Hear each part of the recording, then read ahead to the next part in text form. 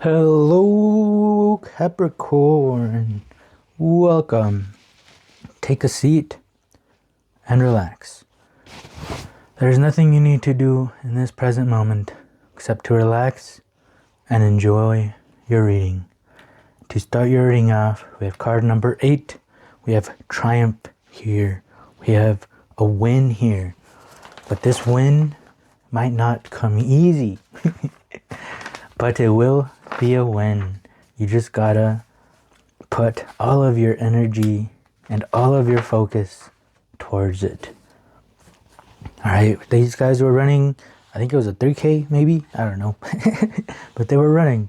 And Michael Scott, almost towards the end of it, he was laying down on the grass because he couldn't keep going any longer. He didn't think he was going to be able to do it. He told himself he couldn't do it, and him telling himself he couldn't do it, he wasn't going to be able to do it.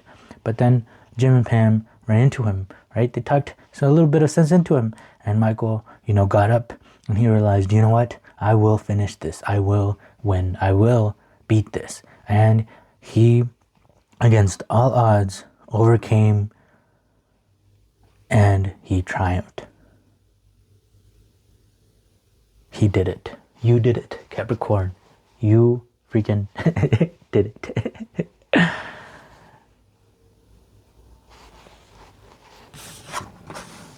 Ooh, the Devil and the Six of Pentacles. Nice. I hope you said, oh no, the devil. Because I don't see the devil that way. And the devil really isn't that way. We are just taught to fear the devil for no reason. But we are being taught to fear is the fear of responsibility. Because that is what the devil is all about, is taking responsibility for your own actions. All right, we have Adam and Eve here, okay? And there's a story in the Bible where this is when Eve eats the apple, right? And then Adam eats the apple. And then God appears, and then he goes, Adam, did you really eat the apple? I told you not to, And Adam was scared, oh no, I'm going to get in trouble. But he doesn't take responsibility. He says, well, it wasn't my fault. Eve is the one that had me do it, And then God looks towards Eve, and then Eve is like, no, it wasn't my fault. The snake is the one that told me to do it. And then God looks towards the snake, and the snake is the only thing that took responsibility for his own actions. And he winked back at God, and he was like literally saying, yes, I did that. Okay, so that is what the devil is all about. Okay, the devil will give you the options. Okay, the devil isn't going to make you do anything. The devil gives you options. Do you want to do this or do you want to do that? Do you want to eat the apple or do you not want to eat the apple? But he's going to give you all of the options, all of the possibilities that you can make. And it is up to you to choose whichever one you think is going to best suit you. But we are taught to blame the devil.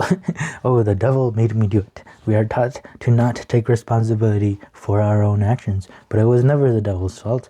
The devil was just the teacher that gave us the test, right? In school, if you failed the test, was it the teacher's fault or was it your fault for not knowing the information, for not knowing the test, So this is all about taking responsibility for your own actions. And we have it here paired with the Six of Pentacles.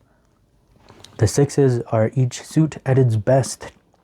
And the pentacles, as you can see, this person is giving these people that don't have anything, he is giving them something.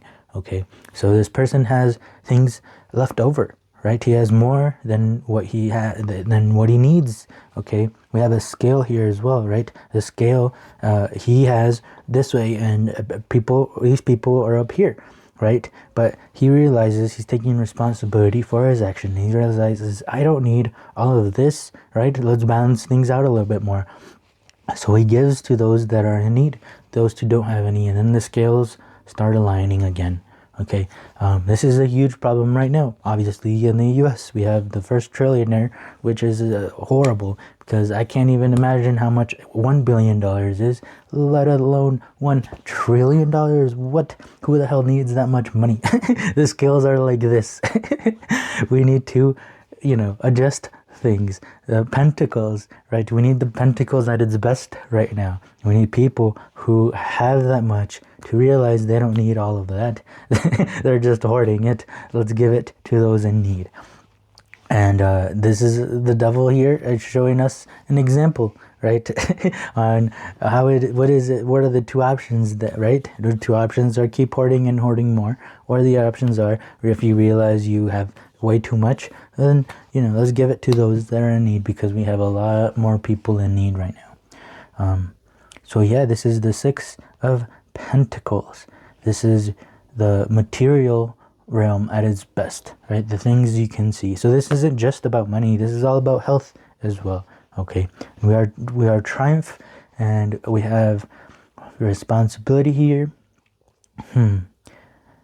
Usually I make stories. I can see the story moving along here, but I don't see a story here. I just see information. So I wonder I wonder what's up. We have Major Arcana 2, and then we have the Seven of Cups projections.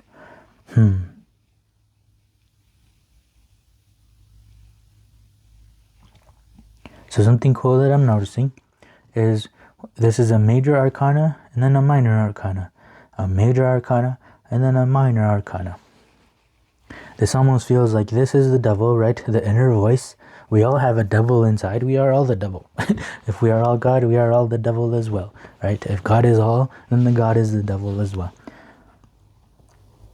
And that's kind of cool.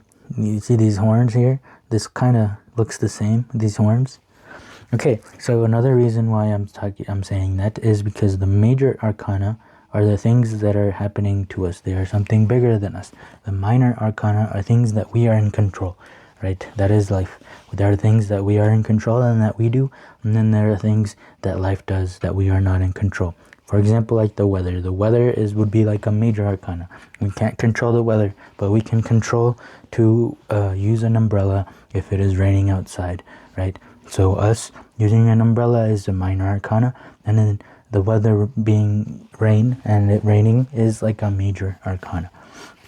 So inner voice and projections. The Seven of Cups, we are that projection of our inner voice. The things you can see is a projection of our inner voice. Our emotions, is a huge projection of that inner voice that is within us all. The things that you can't see. Sometimes there are things that you can't see, and there are things that you cannot see. Okay? Jesus said at one point that we do not know where we come from, and we do not know where we are going. Right? Just like the wind.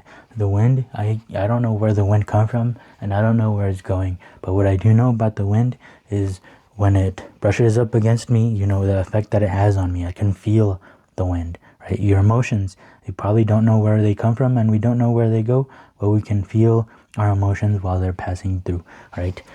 Just like the wind, we can see the effect that it has on the trees. Well, we can't really see the wind, but we can see the trees swaying back and forth. So our emotions could be something that is bigger than us, and our emotions are a projection of how we are inside. So maybe while I was telling this over here, giving you this information, how are you feeling when I described everything? Because that is a projection of who you are inside. Taking responsibility for the emotions that pop up. This almost, I guess I can say an example, right? I do like little readings sometimes here and there, and especially sometimes when I feel like things aren't going right, and then a card pops up that tells me everything is going to be fine, but my emotions tell me otherwise. My emotions are like, I don't believe it, even though the card is literally telling me everything is going to be okay. My emotions are saying otherwise. So that is a projection of my state, of how I am, of how I am doing at that moment, how I am feeling at that moment. So just because I saw the card saying that things are going to be fine, my body is telling me that I do not believe that things are going to be fine. Okay, so I can ignore my emotions and just pretend that everything is going to be fine, or I can see why I am feeling that way. Why do I think that things are not going to be fine? So in every situation and everything that is being said to you, look at how your emotions react. This also feels like if I tell Goku that he is ugly and Goku gets upset about that, he got upset because his inner voice is telling him that I am right, that he feels ugly, and his inner voice is calling him ugly, and that is why he is getting upset, right? If his inner voice was like, I'm not ugly, I don't know what that fool is saying, and his emotions don't get hurt when I call him ugly, then that means that Goku's state is that his projection is that he doesn't feel ugly. He is not calling himself ugly. He doesn't think that way of himself. But if our emotions react negatively, then it means that you also think that thing, okay? That can be said in any type of situation. Whenever people say something about you, if you react negatively and you feel like you need to defend yourself, it doesn't mean that you need to attack that person that said that. It means that you deep down believe it. And that is what we got to focus on, because that is what most matters. Not what other people say about us, but how we feel about ourselves. Taking responsibility. 9 of Wands, strength. And the 2, look at that, that's the 2 again. The priestess came out twice. I think we want to read a bit about the priestess from this book, Understanding Aleister Crowley's Thoth Tarot. 9 of Wands, strength. It takes strength to be responsible. It takes strength to look at truth objectively. It takes strength to understand that it's not mostly matters what other people think of me, but it matters what I think of myself. And that those projections, those other people telling you those type of things, is like your inner voice trying to get you to see something about yourself that you can see about yourself, right? So like look, we'll go back to the ugly thing. It's a projection, me telling Goku, telling him that he's ugly. But it was that inner voice that really wanted to bring this person around you to tell you that, so that you could react, so that you could realize, oh, I think I'm ugly for some reason. And then you work on it, and that takes strength, right? To understand that it's not mostly about what other people tell you. It's just yourself putting yourself around people that will get you to realize that that is what you are thinking about yourself. And that is the priestess at work here. She is not going to shout at you. She's not going to tell you things straight up. She is going to let you figure it out for yourself so that you understand. She is going to whisper things, right? She is going to do things discreetly so that you can notice, because if you really want to notice, you will notice. But if you don't want to notice, if you keep wanting to ignore these things, then you will. And the inner voice knows, the high priestess knows, that it is not good to scream it at you and force you to pay attention, right? It is important that you want to pay attention for yourself. So card number 2, High Priestess.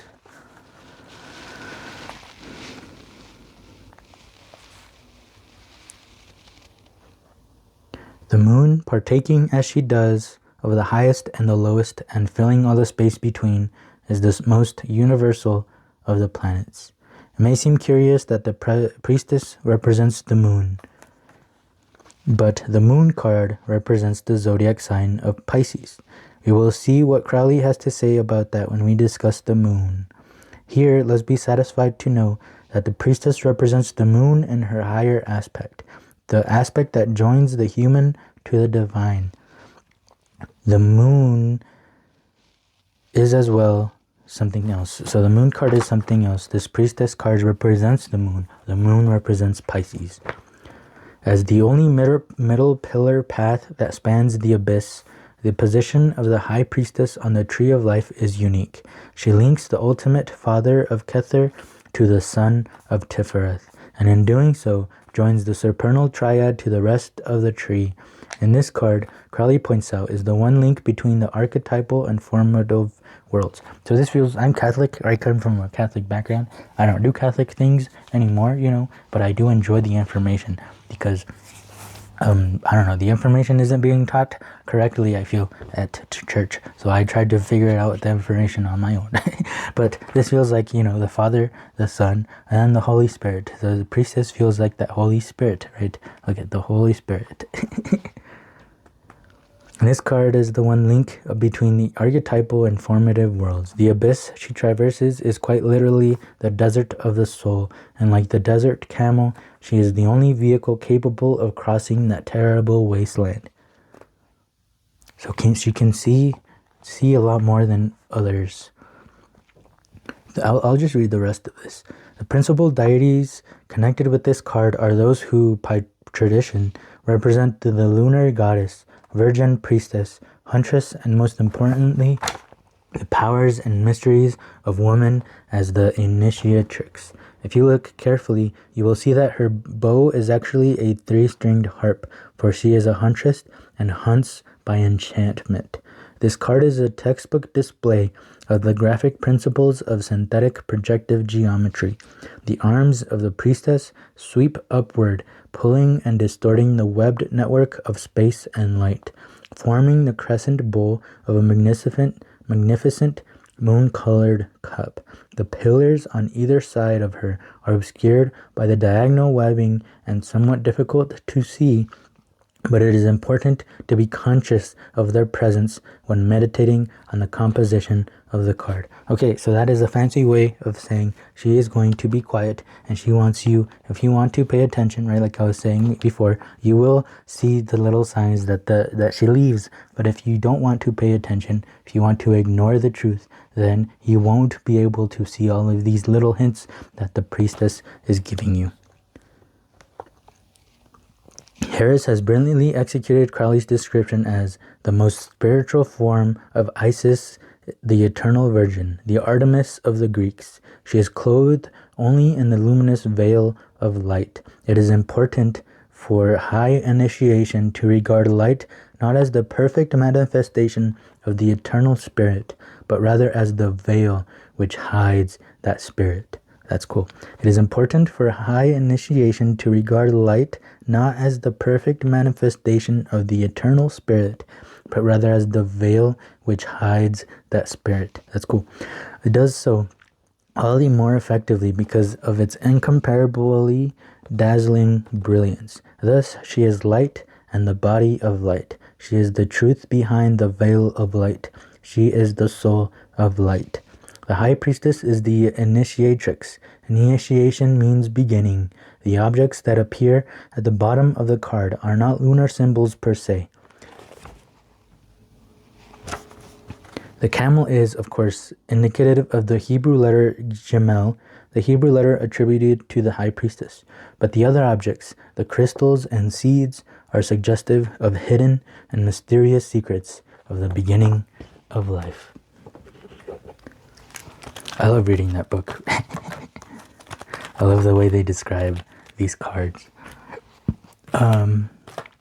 14. Wow, this is literally my meditate card. And by meditate, I mean to lock in. This is my card of doing whatever you helps for you to quiet the mind. It doesn't necessarily mean to just sit down and be quiet and go hum. This means do anything that quiets your mind. This could be an activity. Activities help me quiet the mind a lot, right? Just doing anything that quiets the mind, because, or if you are talking, it's going too hard to be listening to this inner voice, to listen to this priestess, right? That's why we have to stop talking to be able to hear someone else, especially this inner voice that is going to be whispering. And we end, wow, this is a beautiful reading, Capricorn, holy moly. This is the good old days. Andy, the Nard Dog, says, I wish there was a way to know you're in the good old days before you've actually left them. So this card is asking you to take a pause, right? Be quiet a little bit, look around, and enjoy the moment. There are little secrets that might pop up the more you do this. And look at everything around you. Take the pause and take it all in. Enjoy the good old days while you're still in them. Because next thing you know, the good old days will be long gone. But thanks to Andy, we know that the good old days are here. So enjoy every single second of them with everything that you have, Capricorn. And with that, I hope this reading helped. If it did help, please help me as well by leaving a like, leaving a comment, and subscribing if you would like to keep hanging out, as this is a safe place where we try to figure life out together. So thank you so much for being here. Hope to see you in the next one. Peace.